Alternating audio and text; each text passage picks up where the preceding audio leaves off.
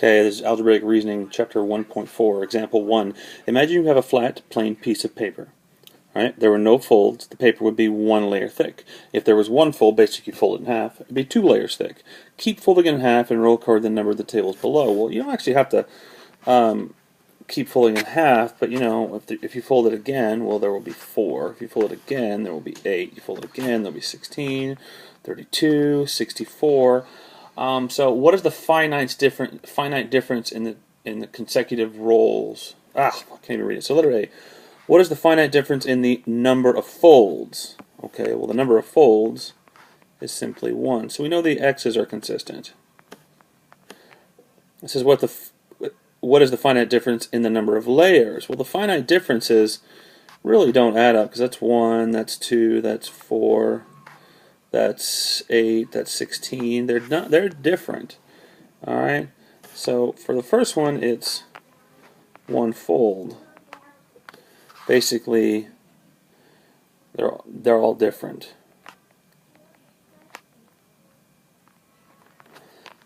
And you basically say, does the data follow a linear relationship? The answer is no. Because the change in y is not consistent. Or you can say the change in y varies greatly, or the differences in the number of layers is very different from each other. It's not consistent. Even if it's off by a little bit, we could still kind of assume that it kind of is. But alright, so here we go. Let's keep rolling. Pause and move on. Alright, what is the relationship between the number of layers in consecutive rows? Okay, that's my y values. It's like the relationship, it's a common ratio of 2 because each y is twice, not thrice, twice that, go back over here, of the previous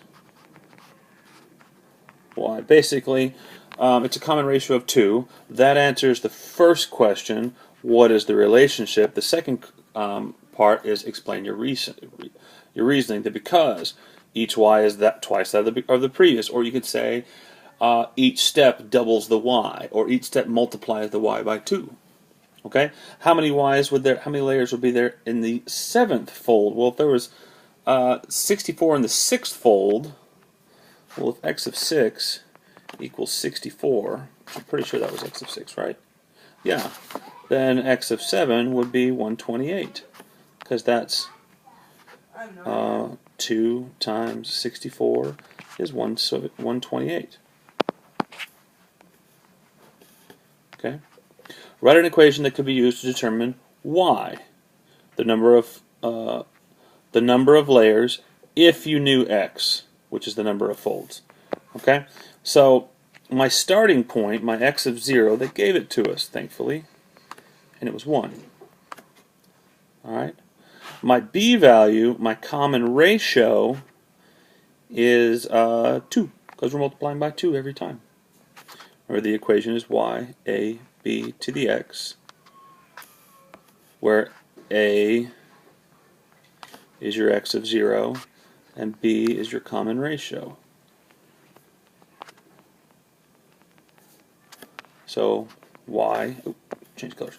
Y equals 1 times 2 to the power of x, or I don't have to say 1 times it, I can just say 2 to the power of x. And that's it. And then which fold would be the first to exceed 1,000 layers? Well, technically this is a logarithm question, but you can just try it out. I think the answer is 2 to the 10th. I think it's x equals 10. Y equals 2 to the 10th equals, y would equal 1024. 1024. And when x is 9, 2 to the 9th, y equals 512, I think. Yep. So 10 folds will exceed 1,000 layers. If you could fold a piece of paper that many times, which you can't, it's not physically possible. But hey, that's what it is.